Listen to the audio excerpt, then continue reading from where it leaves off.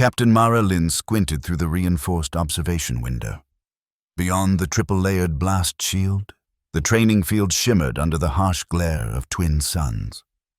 Even with the environmental controls pumping cool air through the Tactical Xenobiology Academy, she could feel sweat beating at her temples.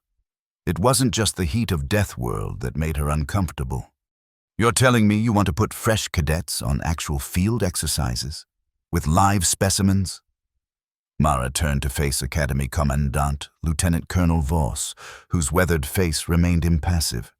"Sir, with all due respect, that's suicide." Voss's cybernetic eye whirred as it refocused. "Not with proper training. Captain, that's where you come in." Mara had been pulled from active reconnaissance duty and reassigned to the Academy just 3 standard weeks ago. The reassignment orders had been vague. Tactical Identification Specialist. But now the true nature of her new role was becoming clear. "The identification protocols we've been using are outdated," Voss continued, sliding a data pad across the briefing table. "We're losing too many surveyors on first contact missions. These cadets need to recognize threats faster, react better. They need a fresh perspective." Mara skimmed through the casualty reports displayed on the screen, each one more gruesome than the last. Evisceration, molecular disintegration, neural consumption. The horrors of Deathworld taxonomy were varied and creative in their lethality. "And I'm supposed to teach them how to spot monsters before they get eaten?" Mara couldn't keep the skepticism from her voice. "Precisely." Voss's lips thinned into something resembling a smile. "Your record on Erebus Prime was impressive.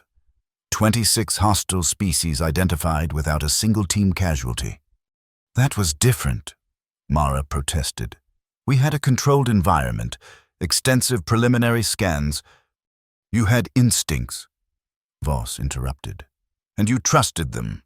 That's what these cadets need to learn." Mara glanced back at the observation window. In the distance, behind multiple containment barriers, she could make out the writhing forms of captive Deathworld predators. The Academy maintained a collection for study purposes, specimens that had been subdued but not killed, kept in a state of semi-dormancy until needed for training exercises. "When do I start?" she asked, already knowing she had no real choice in the matter. "Tomorrow," Voss replied. "Oh, and you'll have a teaching assistant, Lieutenant Cade Reyes, recently transferred. Has some unconventional ideas about xenopredator behavior that might complement your approach." Something in Voss's tone made Mara uneasy. "Unconventional how?" But Voss was already heading for the door. "You'll see. His file is included in your briefing packet. I suggest you review it before tomorrow's session." Later that night, alone in her quarters, Mara scrolled through Lieutenant Reyes's service record. It was impressive, but oddly incomplete. Multiple commendations for exceptional tactical awareness in hostile environments, but the specifics were redacted. Several notations about unorthodox methodologies that had been effective but potentially problematic for standard protocol integration. What caught her attention most was a medical note. "Subject displays unusual neurological patterns when confronted with xenopredator specimens, recommended for further study." She was still pondering this cryptic information when her alarm chimed the next morning, signaling the start of her first teaching day. The training facility was a massive dome structure, with various simulation environments arranged in concentric rings around a central command hub. Mara arrived early to prepare, only to find someone already there, a tall, lean man with close-cropped dark hair, examining the environmental controls with unusual intensity. "Lieutenant Reyes," she ventured. He turned, and Mara was struck by his eyes, a startling pale blue that seemed almost luminescent against his tan skin. But more disconcerting was his expression, completely neutral, almost unnervingly blank. "Captain Lin." His voice was soft but carried easily in the quiet room. "I've taken the liberty of adjusting the atmospheric settings for today's exercise. The cadets should experience authentic Deathworld conditions, minus the toxic spores. Of course. Mara frowned. That wasn't in the lesson plan. The lesson plan doesn't account for sensory context, Reyes replied. Deathworld predators respond to environmental cues. To truly understand how to spot them, cadets need to feel what triggers predator behavior. Before Mara could object further, the first students began filing in, 20 young officers, their faces a mixture of excitement and apprehension. They arranged themselves in neat rows, backs straight, eyes forward, the perfect picture of military discipline. Mara stepped to the front of the room. Welcome to Advanced Xenopredator Identification. I'm Captain Lin, and this is Lieutenant Reyes. Our job is to teach you how to spot the most dangerous creatures in known space before they spot you. She activated the main display screen, which filled with the Academy's standard classification chart of Deathworld fauna. The conventional approach is categorical. Morphological indicators, behavioral patterns, habitat preferences. You memorize the warning signs. You follow the identification protocols. You maintain safe distance. Reyes stepped forward.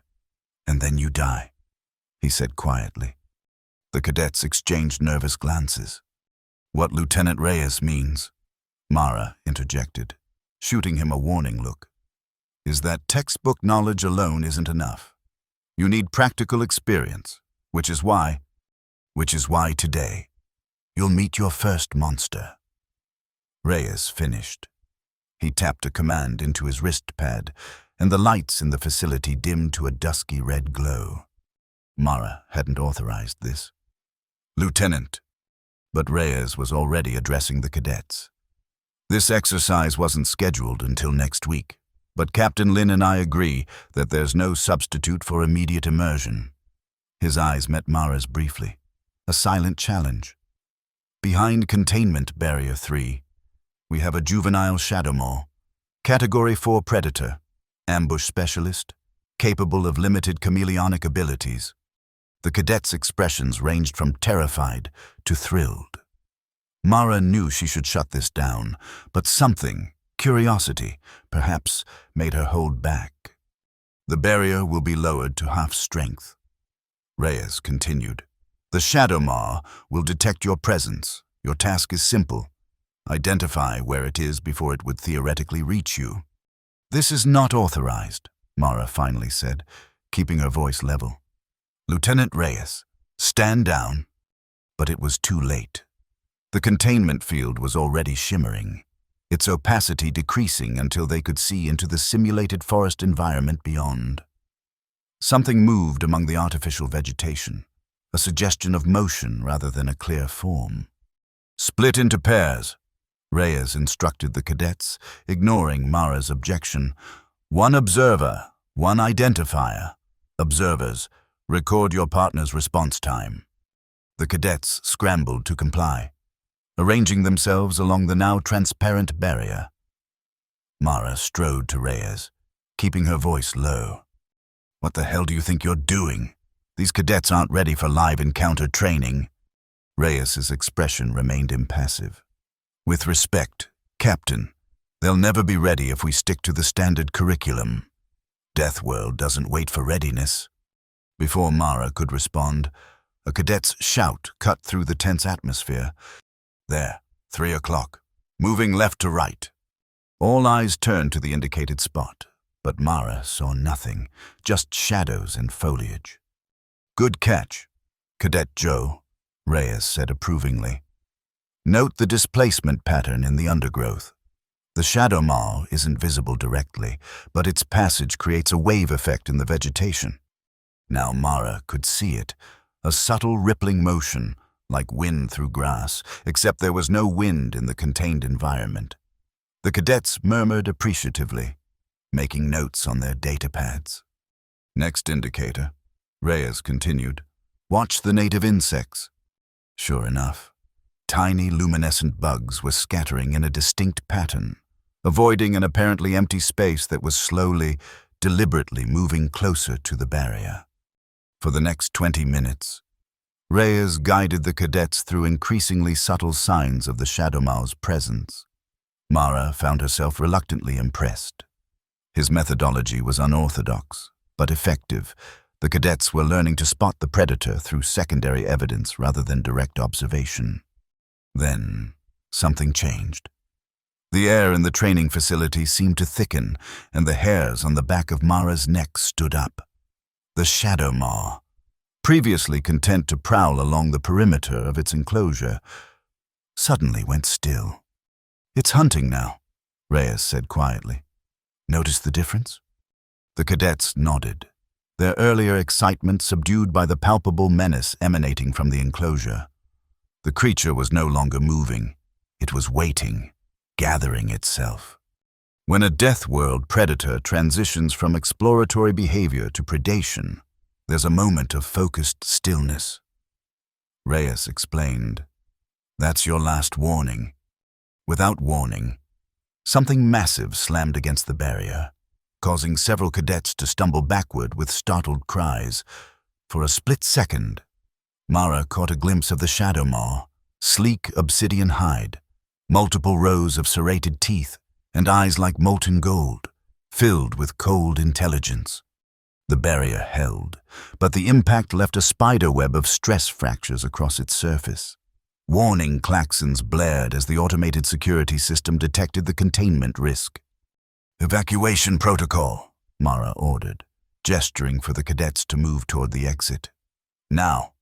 Most obeyed immediately, but one cadet, a young woman whose nameplate read Nguyen, stood frozen, staring at the Shadowmaw as it backed up, clearly preparing for another assault on the weakened barrier. "Cadet Nguyen, move!" Mara shouted, rushing toward her. The Shadowmaw charged again, and this time, the barrier shattered. Alarms screamed as emergency lockdown procedures engaged, metal shutters beginning to descend over the exits. Mara reached Cadet Nguyen and shoved her toward the nearest door, where the last of the other cadets were escaping. "Go!" she ordered, then turned to face the predator that was now free in the training facility. Her hand went to her sidearm, a standard-issue pulse pistol that would do little more than annoy the creature. The Shadowmaw's golden eyes fixed on her, its massive head lowering as it prepared to spring. Mara calculated her odds of reaching the exit before the shutters closed completely. Not good. And then Reyes was beside her, moving with surprising speed for someone who had been on the opposite side of the room. His face was still oddly calm, but something had changed in his demeanor. He smiled. It wasn't a normal smile. Not reassurance, or fear, or even madness. It was something else entirely, a baring of teeth that seemed almost communicative. The Shadowmaw paused, its predatory focus wavering. "Don't move," Reyes murmured to Mara. "Don't run." The creature took a step forward, then another, its massive claws clicking against the floor. It was close enough now that Mara could smell its breath, like metal and ozone. Reyes maintained his strange smile, his body language shifting subtly in ways Mara couldn't quite define. The Shadowmaw made a low, rumbling sound deep in its throat. Then, inexplicably, it turned away, slinking back toward its broken enclosure. Emergency response teams burst through a side entrance, tranquilizer weapons ready, but the danger had already passed. The Shadowmaw allowed itself to be herded back into containment without resistance. In the aftermath, Mara found herself in Voss's office, standing at attention while the Commandant reviewed the incident footage. "Explain to me," Voss said, his voice dangerously quiet, "how an unauthorized training exercise resulted in a containment breach that could have killed 20 cadets." "Sir, Lieutenant Reyes initiated the exercise without my approval," Mara replied stiffly. "I take full responsibility for failing to prevent it." Voss's expression was thunderous. "And yet, according to these reports, the cadets learned more in that one session than in 3 weeks of standard curriculum." He tapped his datapad. "They're all requesting to continue training under your unique methodology." Mara blinked in surprise. Sir, whatever Reyes did, and the footage doesn't clearly show what that was, it worked. The Shadow Maw backed down. Voss leaned forward. I want to know how, and I want to know if it can be taught. With respect, sir, I'm not sure what happened myself. Mara hesitated. Reyes smiled at it. Voss stared at her. He smiled. Yes, sir, and something about his body language. It was like he was communicating with it. The Commandant was silent for a long moment. Find out more, he finally said. But maintain better control of your training sessions. Next time, we might not be so lucky. Mara found Reyes in the Academy's xenobiology lab, studying tissue samples from the Shadow Maw. He looked up as she entered, his face resuming that neutral expression that was becoming familiar. Lieutenant, we need to talk about what happened today. Reyes carefully set down his instruments. Which part, Captain? The unauthorized exercise, the containment breach, or the fact that none of us died? All of it, Mara said, but especially that last part. What did you do? How did you make the Shadow Maw back down? Reyes seemed to consider his words carefully. I communicated with it. By smiling at it, Mara said flatly. It's more complex than that. Reyes gestured to the Shadow Maw tissue samples. Deathworld predators don't perceive reality the way we do. Their sensory apparatus is tuned to different frequencies, different signals. What looks like a smile to you is a complex set of muscular micro-movements that convey specific information to them. Mara crossed her arms. And what information were you conveying? Exactly. That I wasn't prey. That I wasn't a threat. That I recognized it as an equal. Reyes's eyes met hers. Most importantly, that I wasn't afraid. And had understood all that from a smile. From the smile. From my posture. From subtle cues that most humans don't even register they're giving off. Reyes stood, moving to a display screen that showed neural scans of various Deathworld species. Fear has a scent, a bioelectric signature. Prey animals broadcast it. Humans broadcast it. Predators are evolved to detect it. Mara studied the neural scans. So you're saying if we don't act afraid, they won't attack? Not exactly. I'm saying that understanding how they perceive us changes the interaction. Most identification protocols focus on cataloging threats, essentially, teaching people to be better prey. I'm suggesting we teach them to be invisible to predatory instincts. Despite her lingering anger about the unauthorized exercise, Mara was intrigued. Is that teachable? What you did seemed intuitive. Something flickered across Reyes's face, the first real emotion she'd seen from him. It is for me. Whether it can be systematized into a training protocol remains to be seen. Well, we're going to find out, Mara told him. Commandant Voss wants us to continue. With proper safety measures in place, the cadets are apparently quite impressed with your methods. And you, Captain, are you impressed? Mara met his gaze steadily. I'm reserving judgment, but I'm willing to learn.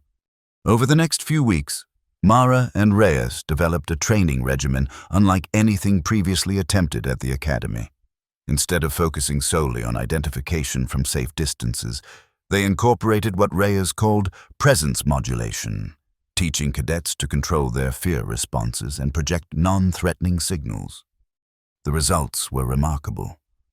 In controlled encounters with sedated Deathworld specimens, cadets who mastered Reyes's techniques could approach closer, observe longer, and gather more detailed information than their peers. Not everyone took to the methods easily. Some cadets couldn't overcome their instinctive fear responses. Others found Reyes's explanations too abstract, too disconnected from conventional military doctrine. Cadet Nguyen, who had frozen during the Shadow Maw incident, proved to be one of their most apt pupils. It's like learning a new language, she explained to her classmates during a debriefing session. Not with words, but with your entire being. As the training program progressed, Mara found herself spending more time with Reyes, trying to understand his unusual affinity for Deathworld creatures. They would often work late into the night, reviewing footage of cadet exercises, refining their teaching methods. "Where did you learn all this?" she asked him one evening as they analyzed a particularly successful interaction between Cadet Nguyen and a juvenile razorback. "Your file mentions unorthodox methodologies, but it's light on details." Reyes was quiet for so long that Mara thought he might not answer. "I grew up on the outer colonies," he finally said. "Talos Reach. It's not classified as a death world, but it's close. My family were terraformers, first-wave settlers." "That must have been difficult," Mara offered when he paused again. "We were isolated. The native fauna was aggressive, but not particularly dangerous if you understood it." His eyes took on a distant look. "I spent more time with Talos predators than with other children. They made more sense to me." Something about his tone made Mara suspect there was much more to the story, but she didn't press. Everyone who ended up in xenobiological warfare had their own reasons, their own demons. "The cadets are improving," she said instead, changing the subject. "Nguyen especially." Reyes nodded. "She has a natural aptitude. The others are coming along, but slower. We need to increase the challenge level." "What did you have in mind?" "Field exercise, real environment, not simulated, multiple species interaction." Mara frowned. "That's too risky.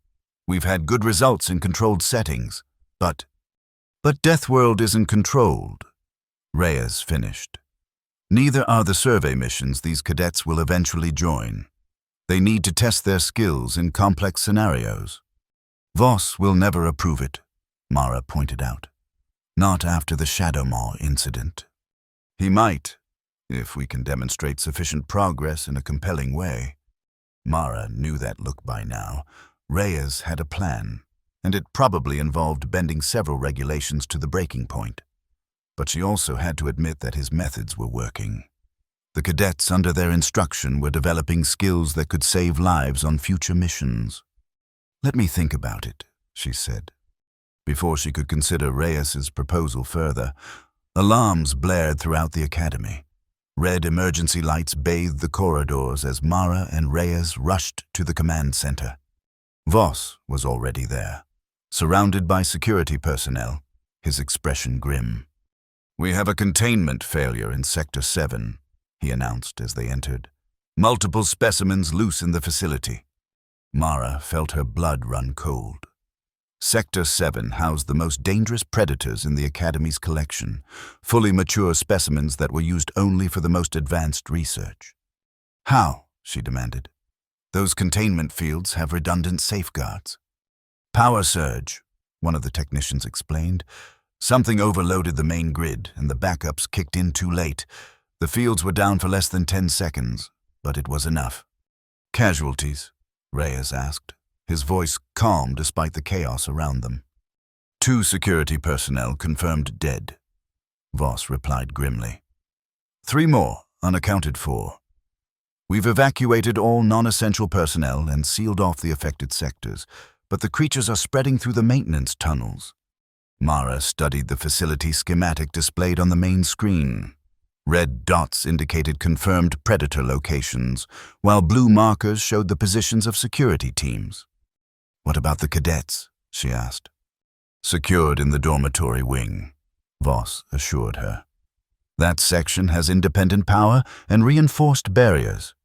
They should be safe until we contain this situation." "Should be," Reyes echoed, a note of doubt in his voice. He pointed to a section of the schematic where maintenance tunnels ran directly beneath the dormitory complex. "These access points, are they secured?" The technician checked his console.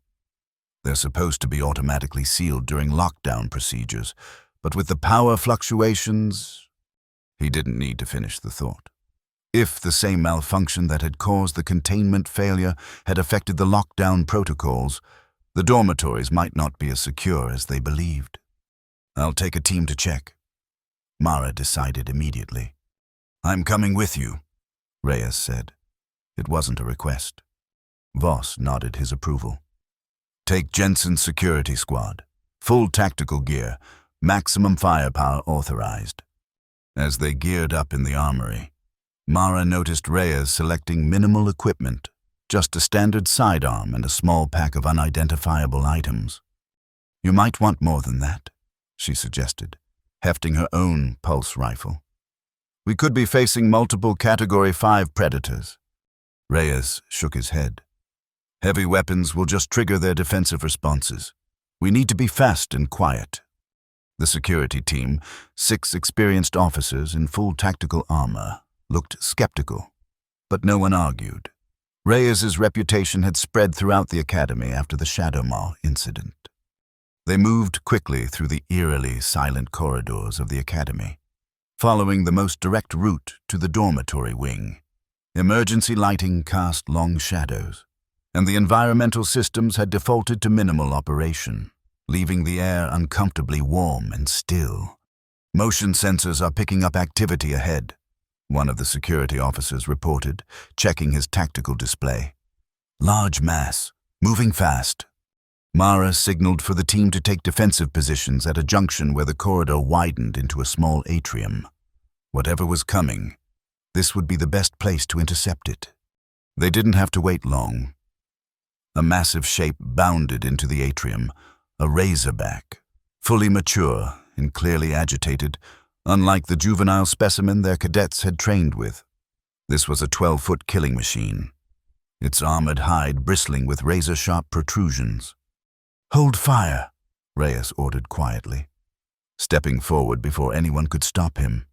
The razorback whirled to face him, its 4 eyes locking onto the lone human standing exposed in the center of the atrium. It lowered its head, the characteristic prelude to a charge. Mara raised her rifle, ready to fire despite Reyes's command. She wasn't going to watch him get torn apart by a creature that could shred reinforced hull plating. But then Reyes smiled, that same strange, teeth-baring expression he had used with the Shadow Maw. His body language shifted subtly, becoming both more relaxed and somehow more present. The razorback hesitated, its aggressive posture faltering. Reyes took a deliberate step to the side, never breaking eye contact with the creature. Then another. He was creating a path. Mara realized, showing the razorback a way forward that didn't involve going through him. For a tense moment, nothing happened. Then, with a rumbling sound that vibrated through the floor plates, the razorback moved. It gave Reyes a wide berth, passing through the atrium and continuing down the corridor they had just come from, away from the dormitories. "Holy shit," breathed one of the security officers. "Keep moving," Reyes said calmly, as if nothing extraordinary had happened. "That was just one. There are at least 5 more specimens unaccounted for." They encountered 2 more creatures before reaching the dormitory wing, a pair of ghost walkers. Pack hunters known for their near-perfect invisibility. Only the slight distortion in the air gave away their presence, stalking the team from the shadows. This time, Reyes's smile didn't work. The ghost walkers were coordinating, circling, looking for weakness. "They hunt differently," Reyes explained quietly as the team formed a defensive circle. "Social predators. They need to see submission, not neutrality." Before Mara could ask what that meant, Reyes dropped to one knee, lowering his head. The posture made him look vulnerable, exposed, the exact opposite of what military training would dictate when facing a predator. The ghost walkers paused in their circling, clearly confused by this unexpected behavior. "Jensen," Reyes said to the security team leader, his voice barely above a whisper. "When I give the signal, have your team display submission postures, heads down, no eye contact." Jensen looked to Mara for confirmation. She hesitated, then nodded. Reyes's methods had worked so far, and conventional tactics would likely just provoke an attack. "Now," Reyes said. The security team awkwardly mimicked his posture, looking decidedly uncomfortable as they exposed their necks to creatures evolved to tear out throats. For several agonizing seconds, nothing happened. Then one of the ghost walkers approached Reyes, its translucent body becoming more visible as it came closer. It extended a sensory appendage, a delicate, feathered structure that belied the creature's lethal nature, and brushed it against Reyes's exposed neck. Mara held her breath, finger tightening on her rifle's trigger. The ghost walker made a soft, trilling sound, then backed away. Its partner followed, and together they slipped into a ventilation shaft, disappearing from view. "What just happened?" Jensen demanded as the team cautiously straightened. "Pack hierarchy acknowledgement," Reyes explained, rising to his feet. "They identified us as non-competing social predators. Submission display confirmed we weren't challenging their territory." Jensen shook his head in disbelief. "They're animals. They don't understand concepts like that." "They understand survival," Reyes countered. "And they've evolved complex social behaviors to ensure it. Not so different from us." They reached the dormitory wing without further incident, but what they found there confirmed Reyes's concerns. The maintenance access points had indeed failed to seal properly. One had been forced open from below, the reinforced cover bent and twisted aside. "Cadets, report status," Mara called through the comm system as they approached the main dormitory entrance. "Captain Lin." It was Cadet Nguyen's voice, tight with controlled fear. "We're barricaded in the common room. Something's in the corridors. We can hear it moving." "How many cadets with you?"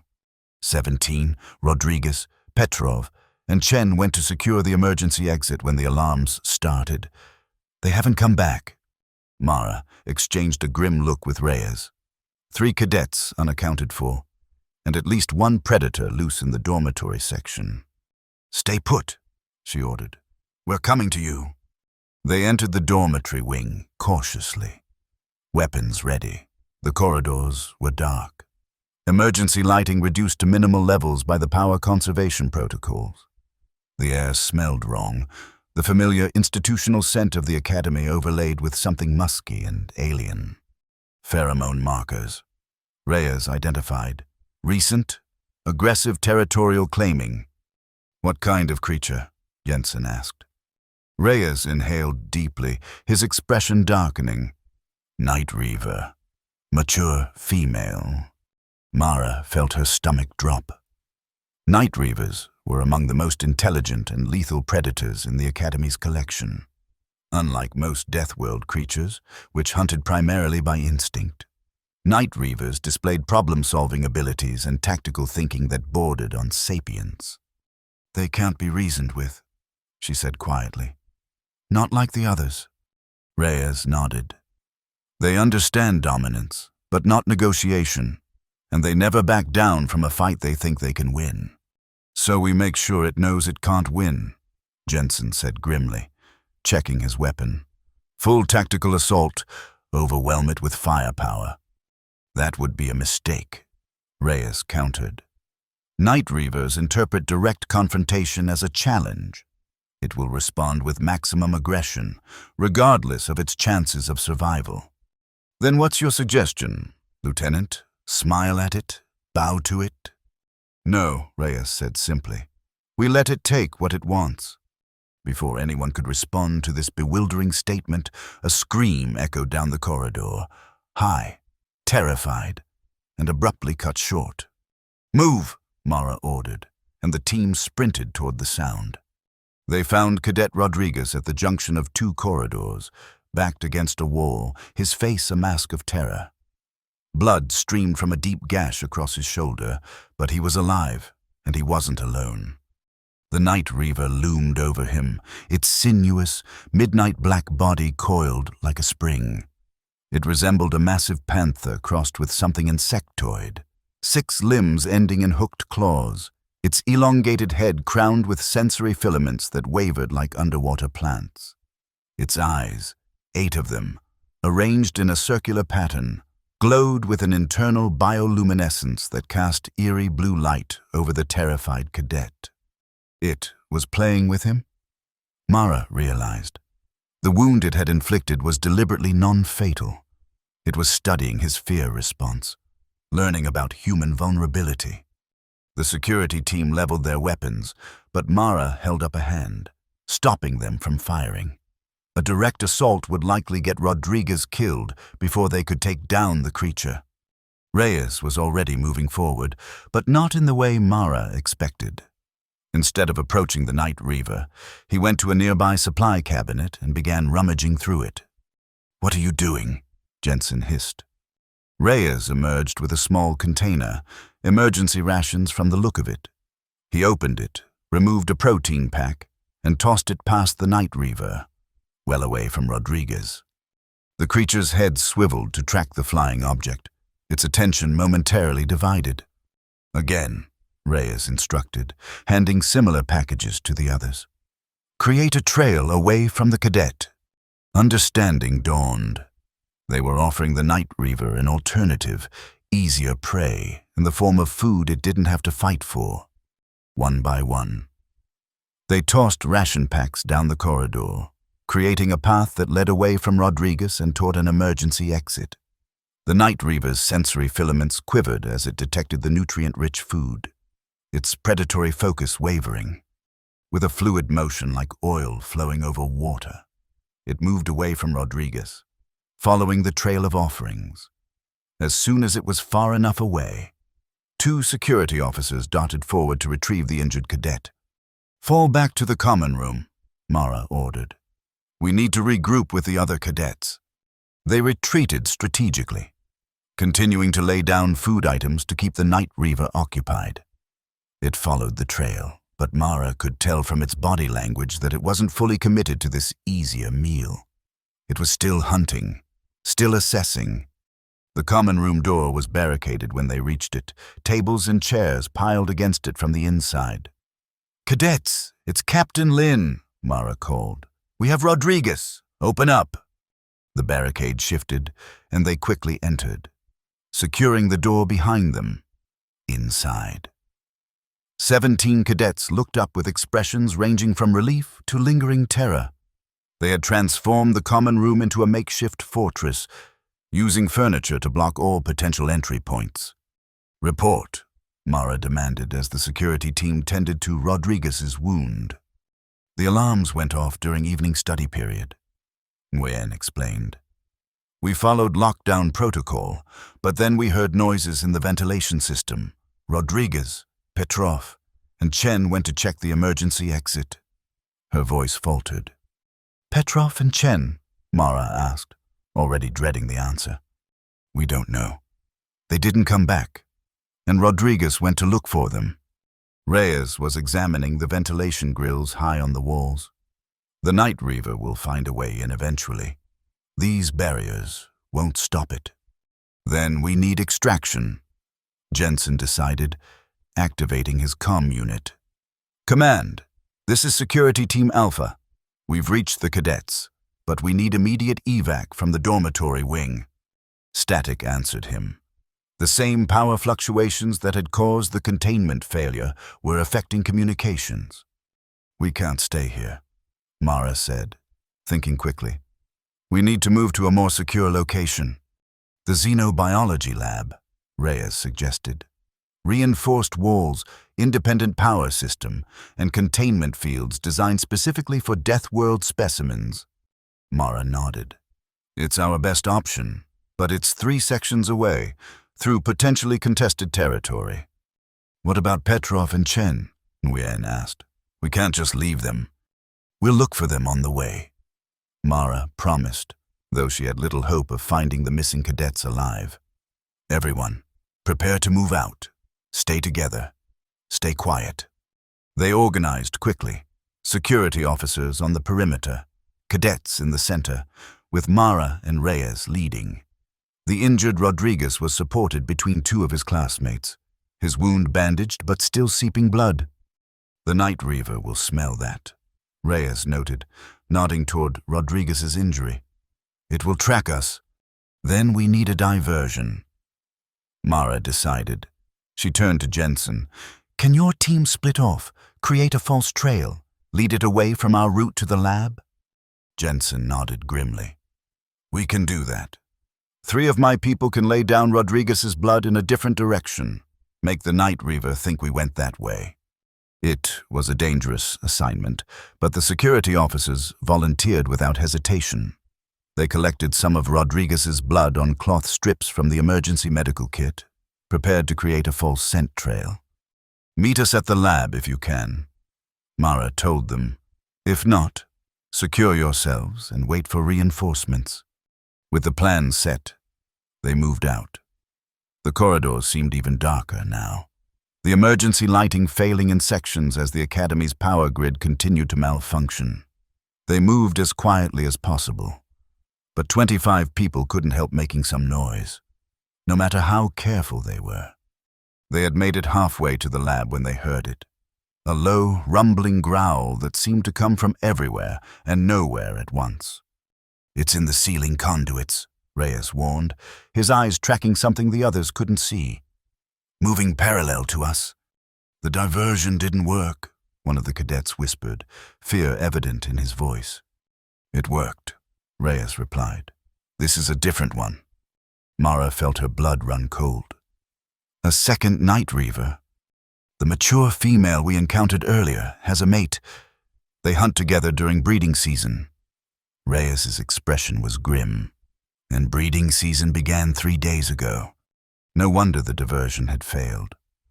The Night Reavers weren't just hunting. They were establishing territory, preparing for reproduction. Any intrusion into their claimed space would be met with maximum aggression. New plan, Mara announced, keeping her voice steady despite the growing dread in her stomach. We make a run for it. Full sprint to the lab. No stopping. No matter what. The cadets looked terrified but determined. They had been training for weeks to face Deathworld predators. Not like this, not under these conditions. But the principles remained the same. Remember your training, Reyes told them. Don't broadcast fear. Move with purpose, not panic. If they attack, don't fight. Redirect. It was easier said than done, but it was all they had. On my mark, Mara said, taking a deep breath. 3, 2, 1, go! They ran. 25 humans sprinting through darkened corridors, making no attempt at stealth now.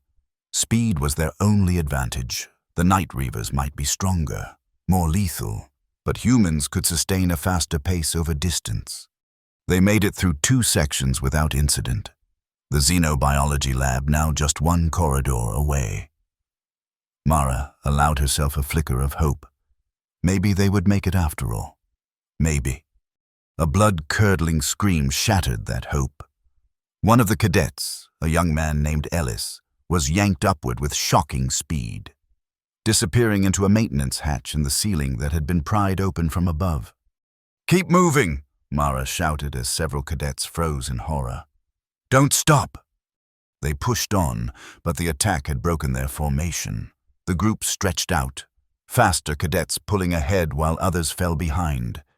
Discipline was crumbling under terror. Another attack came from a side corridor, the female Night Reaver, launching itself into the middle of the group. Cadets scattered, some falling, others pressing themselves against walls. The creature seized one, Cadet Nguyen, its claws sinking into her uniform but not yet her flesh. Mara raised her rifle, but she couldn't get a clear shot without risking Nguyen's life. The Night Reaver was using the cadet as a shield, its tactical intelligence on full display. And then Reyes was there, moving with a fluid grace that mirrored the predator's own. He wasn't running away or attacking. He was approaching deliberately, his body language communicating something Mara couldn't interpret. The Night Reaver hissed, its grip on Nguyen tightening. But Reyes continued his approach, and now he was smiling, that same strange, teeth-baring expression, but amplified somehow, more intense, more primal. He spoke, but not in any language Mara recognized. It was a series of clicks and rumbling sounds. interspersed with sharp exhalations. The Night Reaver went still, its luminescent eyes fixed on Reyes. Its sensory filaments extended fully, quivering as they sampled the air around him. Nguyen remained frozen in its grasp, barely breathing. What happened next occurred so quickly that Mara would later struggle to describe it. Reyes lunged forward, not attacking, but entering the Night Reaver's space with shocking boldness. His hand shot out, not toward the creature's eyes or vulnerable spots, but to its sensory filaments, grasping them in what looked like a painful grip. The Night Reaver screeched, a sound that set Mara's teeth on edge.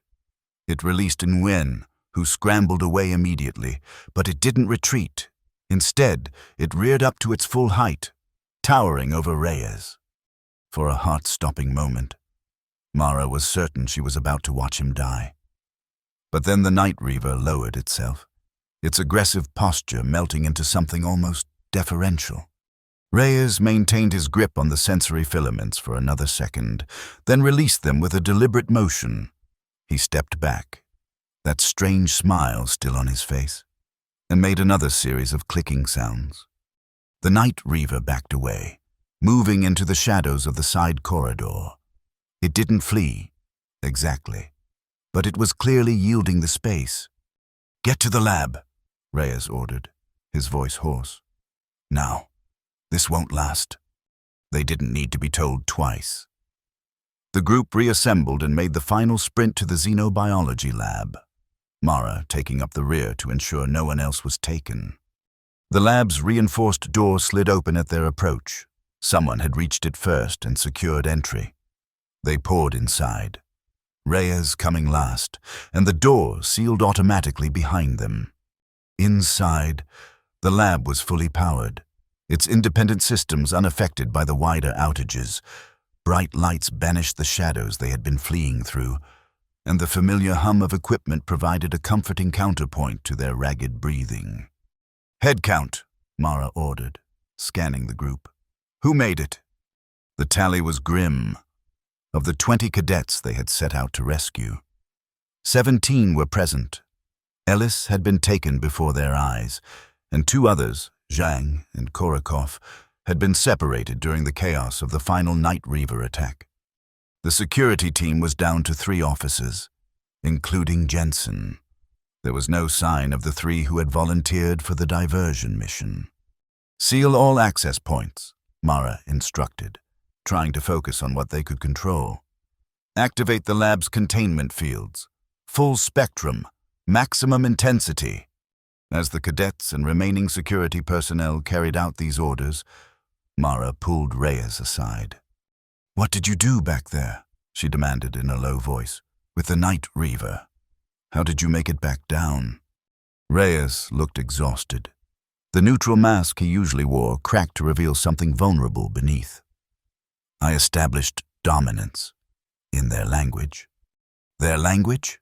These are animals. Reyes, not sentient beings. The line isn't as clear as we like to pretend." He ran a hand through his hair, a surprisingly human gesture for someone who usually seemed so controlled. "The sensory filaments are how they communicate status. Grasping them the way I did, T. It's a dominance display, one alpha to another. And the sounds you made. Vocal approximations of their territorial warnings. I've studied their communication patterns." He hesitated, then added, "It was a calculated risk. It doesn't always work." Mara wanted to press further, but a commotion from the main lab area drew their attention. Cadet Nguyen was at a monitoring station, pointing at something on the screen. "Captain, I've got comms back online. Limited range, but I'm picking up a signal from the security team that created the diversion." Mara rushed over. "Put it through." Static burst from the speakers, then a voice, distorted but recognizable as Officer Tran, one of the diversion team. "Reached emergency shelter in Section 4. Petrov and Chen are with us. Repeat, we have the missing cadets. Need immediate—" The transmission cut off abruptly. "Can you get them back?" Mara asked urgently. Nguyen shook her head. "Signal's gone, but I've got their location from the transmission metadata. We need to get them, Jensen said immediately. If they found shelter, they might still be alive. Mara considered their options. The lab was secure for now, but they couldn't stay indefinitely. Rescue teams would be searching for them, but with communications down and predators loose in the facility, it could be hours before help arrived. I'll go, Reyes offered quietly. Alone, I can move faster, attract less attention. That's suicide, Mara objected. Even with your methods, there are at least 2 Night Reavers out there. Probably more predators we haven't encountered yet. I have the best chance of making it. Reyes met her gaze steadily. You know I'm right. She did know, whatever his strange affinity with Deathworld predators. It gave him a survival advantage that none of the rest of them shared. But sending him alone still felt wrong. I'm coming with you, she decided. 2 is better than 1. And I'm not risking any more cadets or security personnel. Reyes looked like he wanted to argue, but thought better of it. We'll need to move fast, stay quiet. No weapons unless absolutely necessary. They attract attention. What is our plan if we encounter the Night Reavers again? Mara asked. Hope my dominance display was convincing enough. Reyes' smile was grim. If not, run. They gathered what supplies they could from the lab, light sources, emergency medical kits, and despite Reyes' advice, their sidearms. Mara wasn't willing to go completely unarmed, no matter how effective his communication methods might be. Hold position, she instructed Jensen and the others. Keep the lab secured. If we're not back in 2 hours, assume the worst and focus on survival until rescue arrives. With those less than encouraging words, Mara and Reyes prepared to venture back into the darkness. As the lab door slid open, Nguyen approached them. Sir, she said to Reyes, her expression determined despite the fear that lingered in her eyes. Show me that smile, the one you used with the Shadow Maw, with the Night Reaver. Reyes hesitated, then complied, that strange, not quite human baring of teeth that was somehow both threatening and calming at once. Nguyen studied it intently, then tried to replicate it. Her attempt was close, but not quite right. Too much tension in the wrong places. Not with your mouth, Reyes corrected gently. With your entire being. Your body tells the story. Your face just punctuates it. Nguyen adjusted her posture, her expression, and tried again. This time, the resemblance was uncanny, not identical to Reyes' smile, but carrying the same essential quality. Good, he approved. Keep practicing. Teach the others. It might save your lives if we don't make it back. With that sobering thought, Mara and Reyes stepped out of the lab and back into the hunting grounds of the Deathworld predators. They moved through the darkened corridors with a caution that bordered on paranoia, stopping frequently to listen, to smell the air, to check for the subtle signs of predator presence that Reyes had been teaching the cadets. The route to Section 4 took them through areas they hadn't traversed before, administrative offices, research labs, storage facilities. Some showed signs of damage from escaped specimens, shattered equipment, claw marks on walls, occasional smears of blood that Mara tried not to think about too deeply. Something's wrong, Reyes said as they entered a particularly devastated laboratory. This destruction isn't random. Look at the pattern. Mara studied the wreckage more carefully. He was right, the damage was systematic. Every monitoring device had been destroyed, every data terminal smashed. This was deliberate, she realized. But why would the creatures target technology specifically? Not the creatures, Reyes replied grimly. Someone released them intentionally. The power surge, the containment failure, it wasn't an accident. The implication was chilling. Sabotage? Who would want to release Deathworld predators inside the academy? Someone who wanted to test a theory, perhaps, or eliminate evidence. Reyes gestured to a shattered specimen container. This lab was studying neurological responses in Deathworld fauna, looking for patterns, commonalities across species. What kind of patterns? The kind that might suggest more than animal intelligence. Reyes's expression was unreadable again. The kind that might change how we classify these creatures and how we interact with them. Before Mara could process this disturbing revelation, a sound reached them, faint but unmistakable. Human voices, calling for help. "That's coming from the emergency shelter," Mara said, recognizing their position relative to the shelter's location on the facility map. "It's close." They moved more quickly now, following the sounds until they reached a reinforced door marked Emergency Containment Shelter 4C. It was designed to withstand even the most determined Deathworld predator, essentially a panic room built into the facility's infrastructure. "Tran, Petrov, Chen," Mara called through the communication panel. "This is Captain Lin. We're here to extract you." "Captain!" Relief was evident in Tran's voice. "We've got wounded in here. The door's jammed. Partial power failure.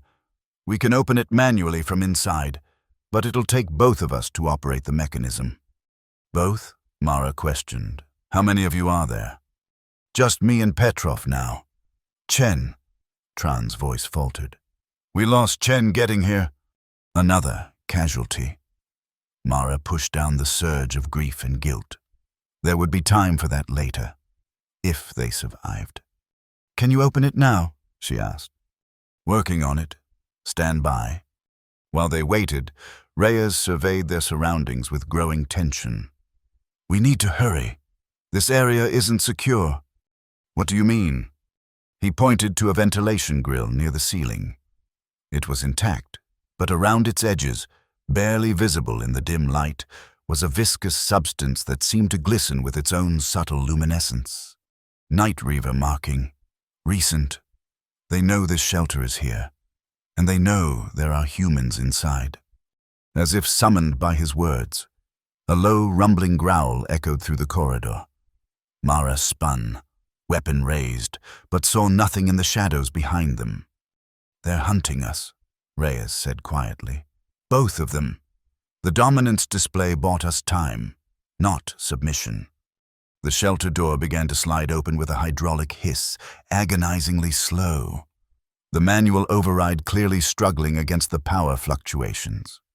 Come on," Mara muttered, dividing her attention between the gradually widening door and the dark corridor where something deadly was stalking them. The door opened just enough for a person to squeeze through sideways. Tran's face appeared in the gap, his expression shifting from relief to alarm as he registered their tension. "Get back inside," Mara ordered. "We're coming in." But before either of them could move, something massive dropped from the ceiling, landing between them and the shelter door. The male Night Reaver, larger than his mate, with additional bony protrusions along his spine that glowed with the same eerie bioluminescence as his eyes. Mara raised her weapon, but Reyes caught her arm, stopping her from firing. "Wait," he said, his voice tight with concentration. He stepped forward, placing himself between Mara and the predator, and once again assumed that strange posture, back straight, head slightly lowered, that peculiar smile exposing his teeth. The Night Reaver hissed, its sensory filaments extending fully. It took a step forward, then another, clearly challenging Reyes's earlier display of dominance. Reyes held his ground, making those clicking, rumbling sounds again, but the Night Reaver wasn't backing down this time. If anything, it seemed more agitated, its massive claws flexing against the floor. "It's not working," Mara warned, her finger tightening on the trigger of her weapon. "No," Reyes agreed. "It's not." In a swift motion that caught Mara completely by surprise, he drew his own sidearm and fired, not at the Night Reaver, but at the ceiling above it. The shot struck a junction box, sending a shower of sparks raining down on the creature. The Night Reaver screeched, momentarily distracted by the unexpected sensory assault. "Now," Reyes shouted, "into the shelter." They lunged for the door, Mara going first, squeezing through the narrow opening.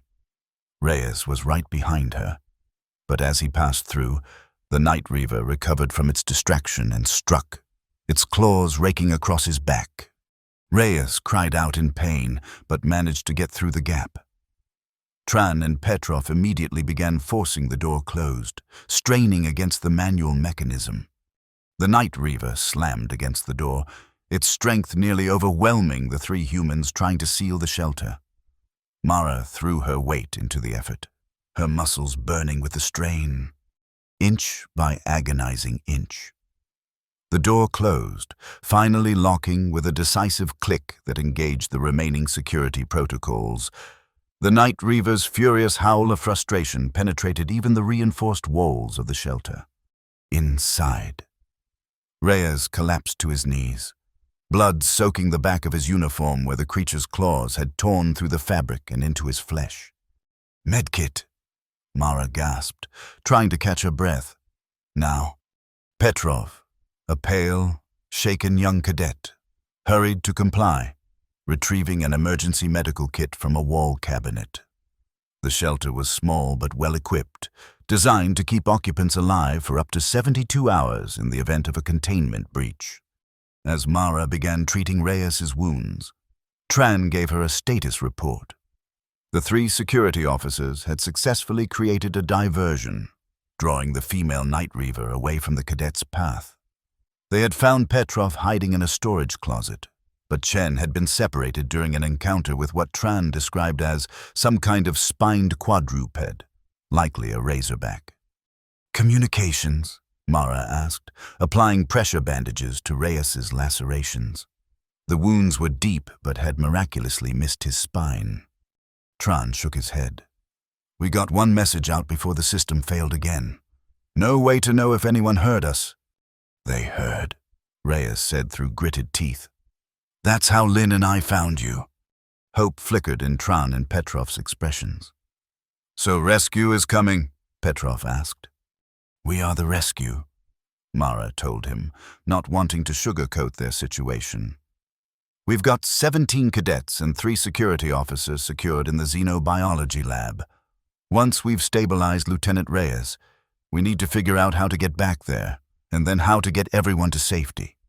The Night Reaver slammed against the door again, the impact reverberating through the shelter. Its persistence was unnerving. Most predators would give up and seek easier prey after encountering such resistance. "It's not hunting for food anymore," Reyes explained, wincing as Mara applied antiseptic to his wounds. "It's defending territory. We're an intrusion it won't tolerate." "How long will it stay out there?" Tran asked. "Until something more interesting draws its attention, or until it finds another way in." Reyes nodded toward the ventilation system.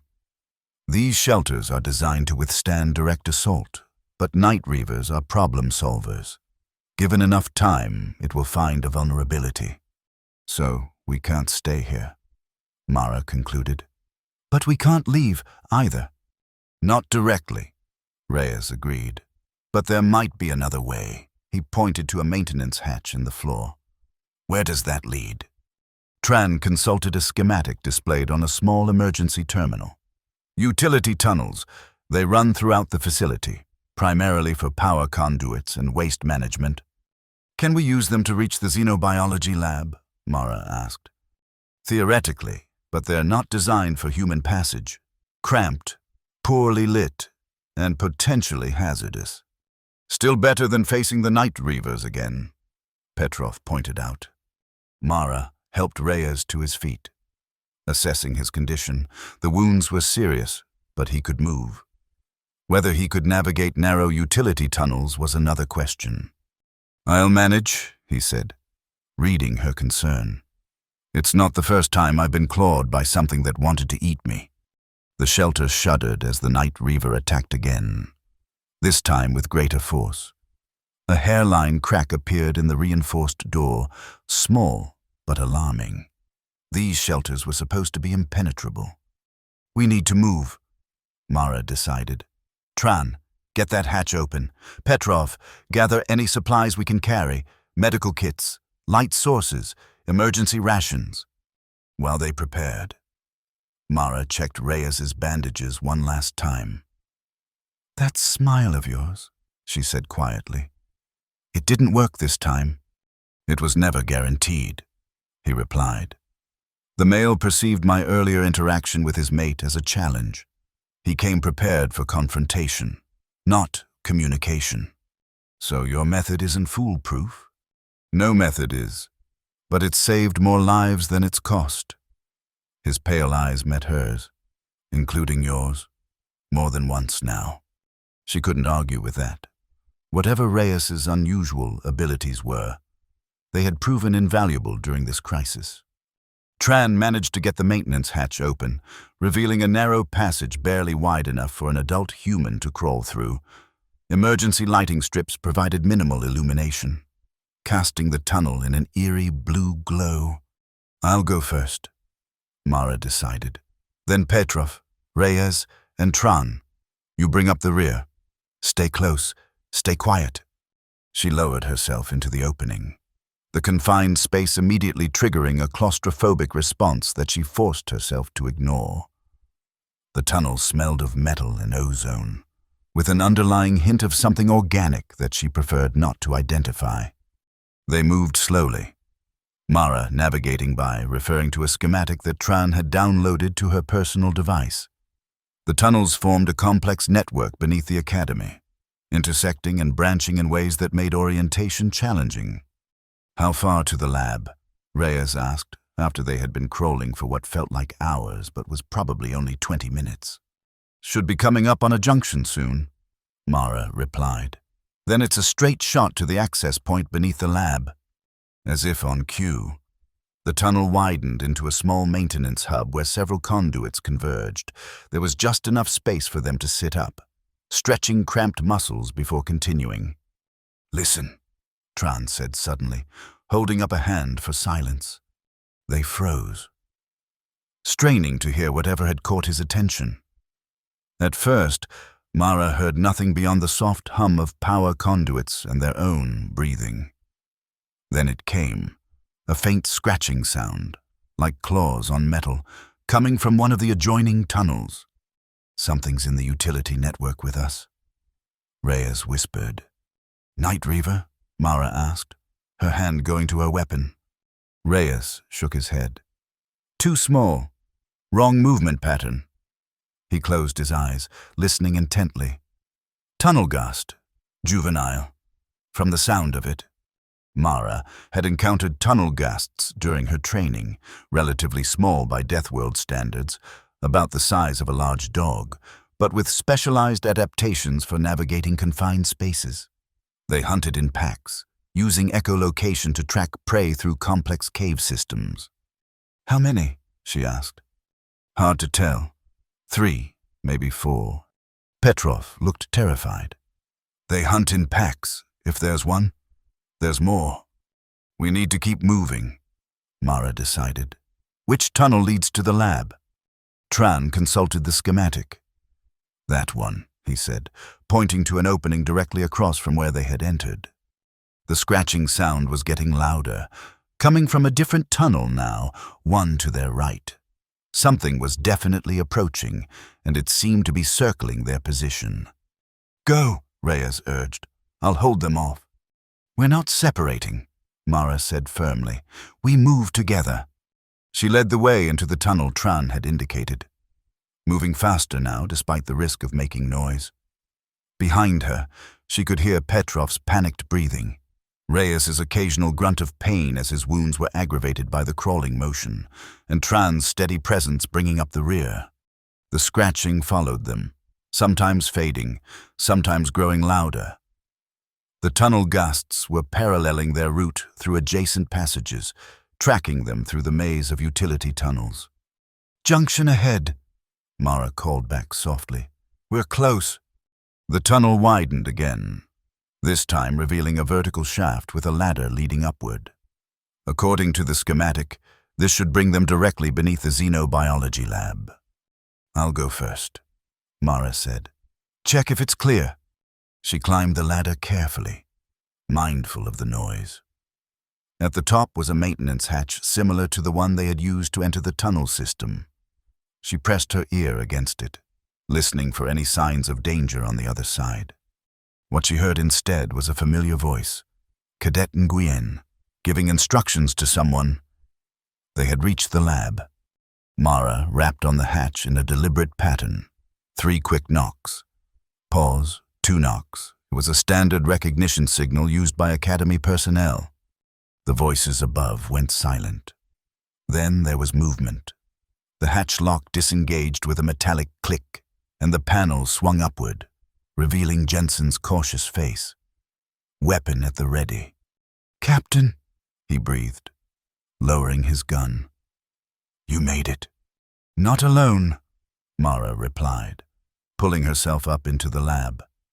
"We've got Tran and Petrov with us, and Lieutenant Reyes is injured but mobile. Get them up here quickly. We've got tunnel ghasts in the utility tunnels." Jensen and 2 cadets helped extract the others from the shaft. Reyes came up last, his face pale from pain and exertion, the bandages on his back now soaked with fresh blood. "Medical attention, now," Mara ordered, and Nguyen immediately stepped forward with a proper first aid kit. While Reyes was being treated, Mara took stock of their situation. All 17 cadets were still present and accounted for, along with Jensen and the 2 remaining security officers from his team. They had established a defensible position in the lab, using equipment and furniture to barricade vulnerable points. "Any contact from outside?" she asked Jensen.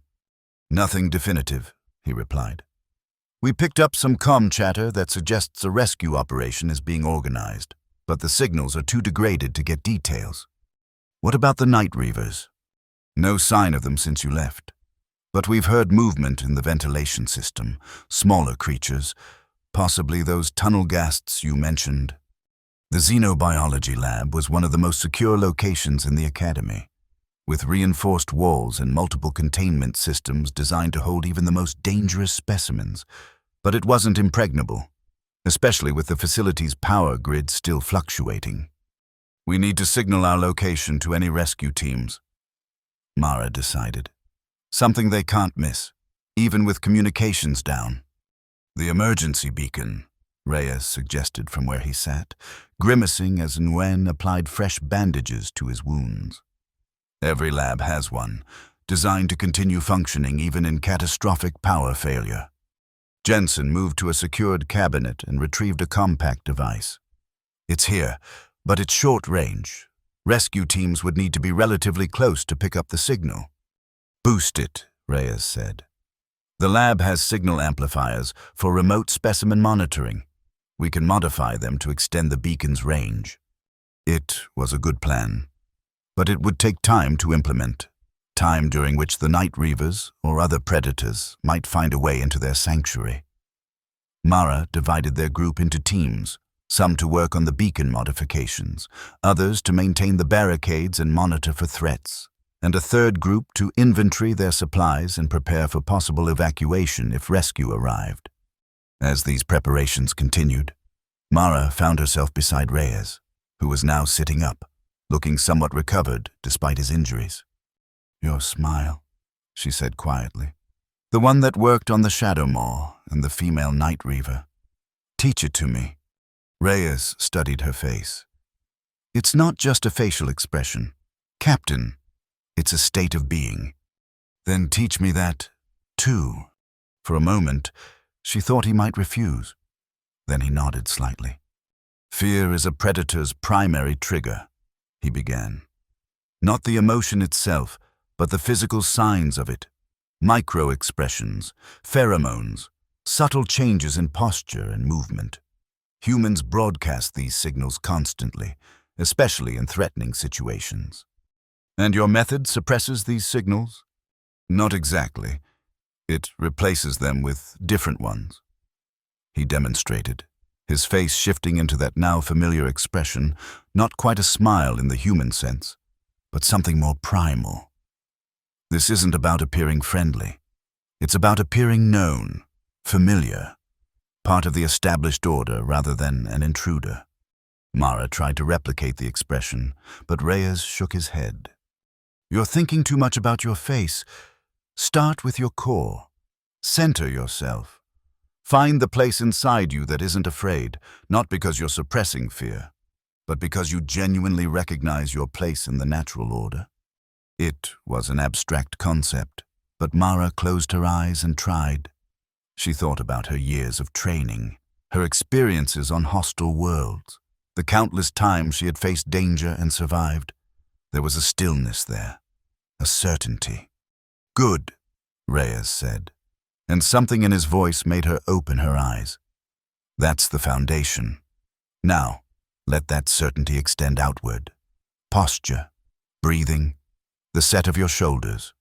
She made the adjustments, feeling oddly calm despite their precarious situation. Now the smile, Reyes instructed.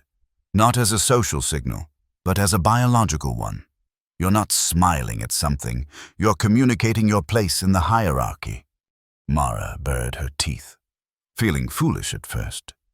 Then something clicked, a shift in perspective that made the expression feel natural, authentic. Reyes nodded approvingly. You've got it. Remember that feeling. It won't always work, but when it does, it can mean the difference between life and death. Their moment of instruction was interrupted by Jensen, who approached with excitement barely contained in his voice. Captain, we've got the beacon modified. Signal strength is up by 300%. If there's anyone looking for us, they'll find us now. Activate it, Mara ordered, and maintain the barricades. We're not safe yet. The hours that followed were tense but uneventful. The beacon pulsed steadily, broadcasting their location to any rescue teams within range. The cadets maintained their vigilance, rotating watch duties to ensure that everyone got some rest. Reyes dozed fitfully, his injuries clearly causing him significant discomfort despite the painkillers from the lab's medical supplies. Mara kept a close eye on him, concerned about infection. Night Reaver claws carried a host of bacteria specifically evolved to ensure that wounded prey didn't survive long. It was Nguyen who first heard the response to their beacon, a faint but distinct pattern of signals coming through on a frequency they hadn't monitored before. Captain, she called, excitement breaking through her disciplined demeanor. I've got rescue comm traffic. They've pinpointed our location and are initiating extraction protocols. A collective sigh of relief swept through the lab. Mara felt some of the tension leave her shoulders, but she remained cautious. Details? She asked, moving to Nguyen's side. They're establishing a secure corridor from the north entrance of the academy to our location, using containment specialists to clear and hold the route. Nguyen's face lit up. They've already secured most of the facility. The Night Reavers have been contained, along with most of the other escaped specimens. It was the best news they'd had in hours. Mara addressed the group, her voice steady. Rescue is en route. We maintain our position and security protocols until they reach us. No one relaxes until we're clear of the facility. Understood? Nods all around. These cadets had learned the hard way that survival on Deathworld meant constant vigilance. The extraction, when it came, was swift and professional. A team of containment specialists breached the corridor outside the lab, securing it with portable barrier fields. They guided the cadets, security personnel, and injured Lieutenant Reyes through the carefully established safe zone, eventually reaching transport vehicles waiting outside the academy. In the aftermath, Mara found herself in the academy's medical facility, watching as doctors treated Reyes's wounds. The full extent of the incident was becoming clear. 6 dead, including Cadet Ellis and the missing security officers, dozens injured, and significant damage to the academy's infrastructure. Commandant Voss entered the medical bay, his cybernetic eye whirring as it adjusted to the bright lights.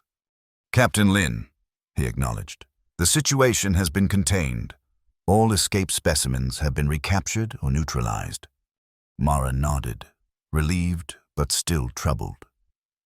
Any progress on identifying the cause of the containment failure, sir? Voss's expression darkened. Preliminary investigation confirms Lieutenant Reyes's assessment. It wasn't an accident. Someone deliberately overloaded the power grid and disabled the backup systems. Do we know who or why?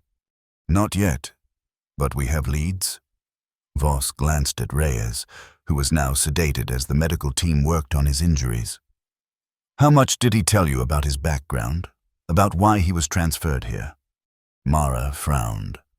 Very little. He mentioned growing up on Talos Reach, spending time with the native fauna. His file indicated unorthodox methodologies but was light on specifics. There's a reason for that.